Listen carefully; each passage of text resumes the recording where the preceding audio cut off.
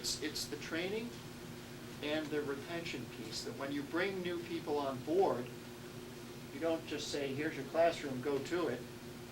There's a lot of work that goes into making sure that the teacher is very comfortable with the curriculum that we're using, our policies, our practices, and so forth. Because we want teachers to stay. This is an investment in our school district. So I think it's interesting when you look at the breakdown. Furthermore, in terms of education, the minimum requirement is that you hold a bachelor's, that you have a bachelor's degree. But just under a quarter of our staff has a bachelor's degree. The rest, 3/4, have a master's degree or additional credits beyond that. It is in fact a requirement for relicensing to eventually get your master's degree. North Reading does not reimburse teachers for the cost of taking graduate courses. They don't reimburse directly, and if a typical course, even at a state college or university, is probably, several $1,000s. Then the breakdown in terms of teaching experience. Now, it's not teaching experience in North Reading. It's the number of years you've been teaching at all. So we actually only have 2 teachers of the 215 for whom this is their very first year of teaching.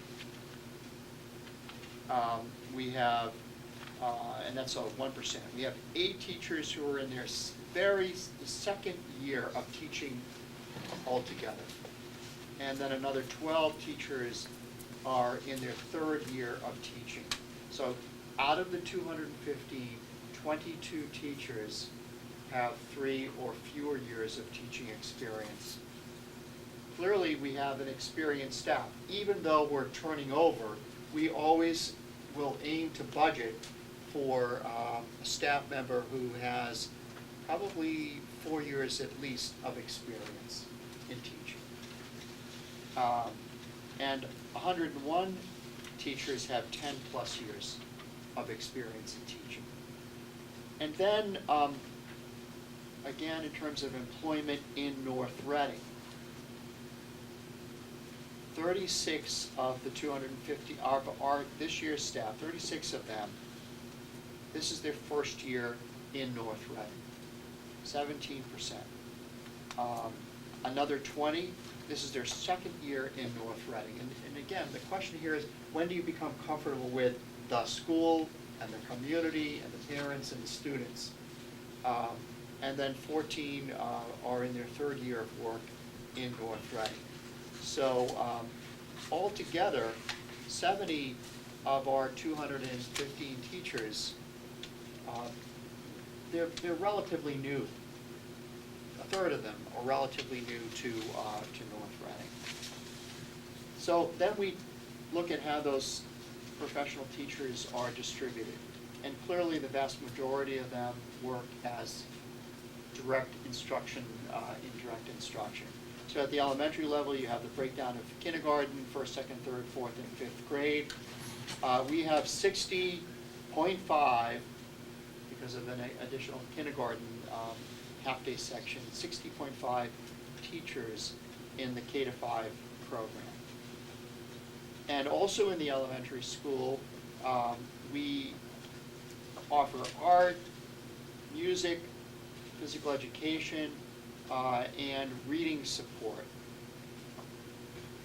And we have, across the 3 elementary schools, 4.5 reading teachers, 2.3 art teachers. Again, some of the art teachers are working in the high school. 2.7 music teachers. And you might say, how do you get a 0.7? Well, we break this down by teaching periods and actually fractions of a day. All of that's required, by the way. Carl must maintain what's called EPIMS, Educator Personnel Information Management System.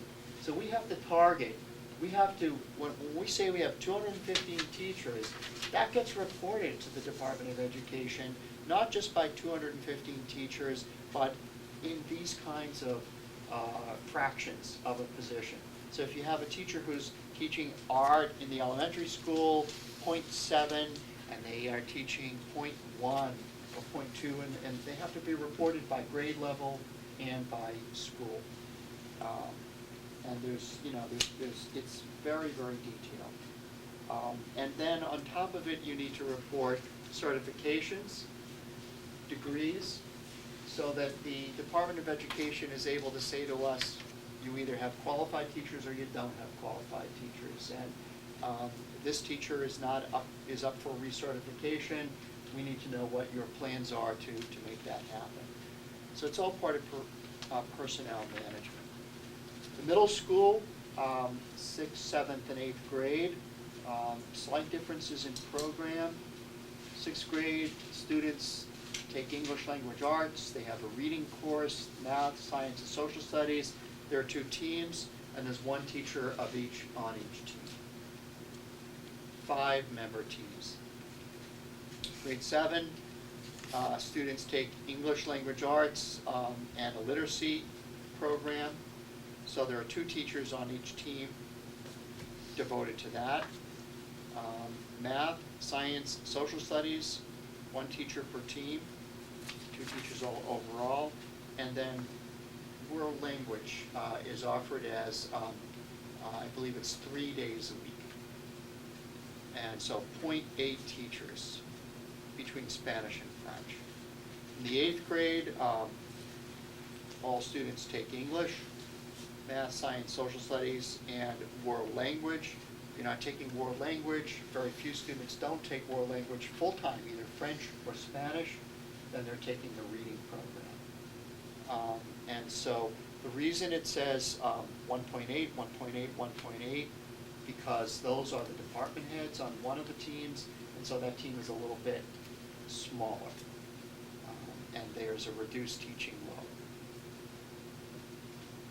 I'll point out in English language arts, we do have a department head. That department head was appointed right before the school year started, and we were not able to reduce that teaching load for that department head because of the lateness of the year, start of the school year. It creates issues when you have inequities of schedules. We offer physical education and health to all students in grades 6, 7, and 8. There are 2 teachers that handle 650 students. It's a lot of kids in physical ed that they're seeing virtually every day. I would ask when we start thinking about scheduling, if you are a phys ed teacher, music teacher, art teacher, computer teacher, you are seeing these students 3 days a week, and then you're seeing them 6 periods every day. And so basically you're seeing half of the school, and you're responsible for keeping track on where, think about the art teacher. You're responsible for where that student is, what project they're working on, and then you see another group. So this is hundreds of students. High school. High school offers a comprehensive program. You have the program of studies: English, math, science, history, social studies, business, PE and health, art, music, world languages, tech ed, engineering, and then the grade 9 seminar I broke out as other.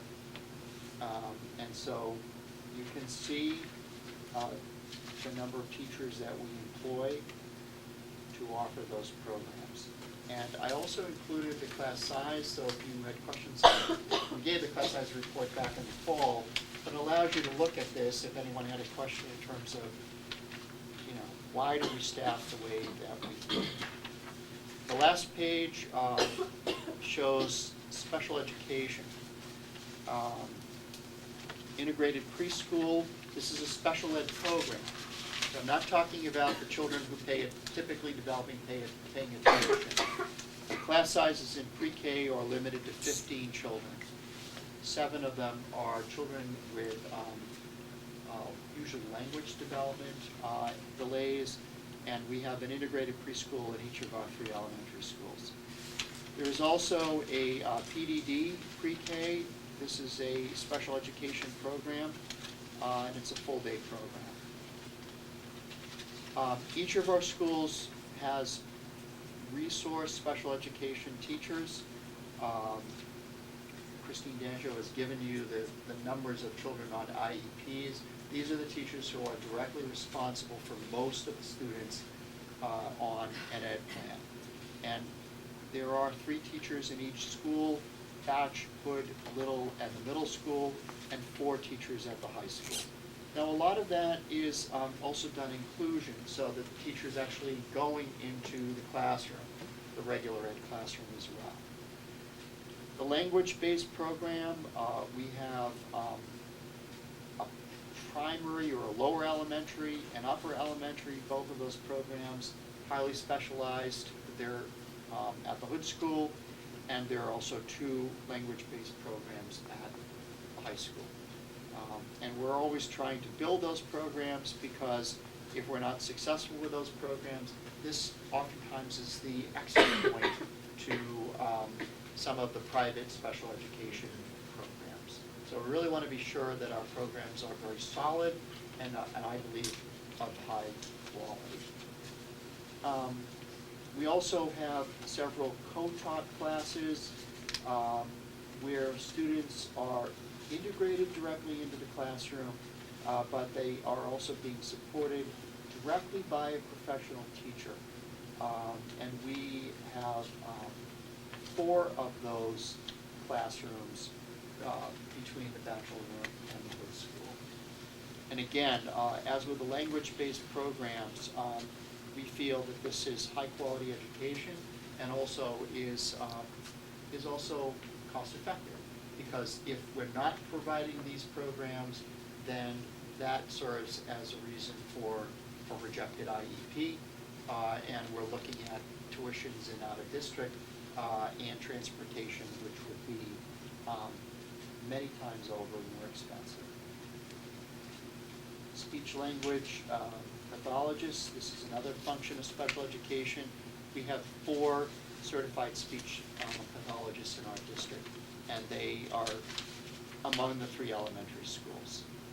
We also have 3 occupational therapists, and they are divided as needed in the ed plan. Alternative education, we are running one program. This is a program that's in existence at the high school, and then we also run a pre-vocational program. These are students who have been in out-of-district placement that we have brought back. This is not vocational, don't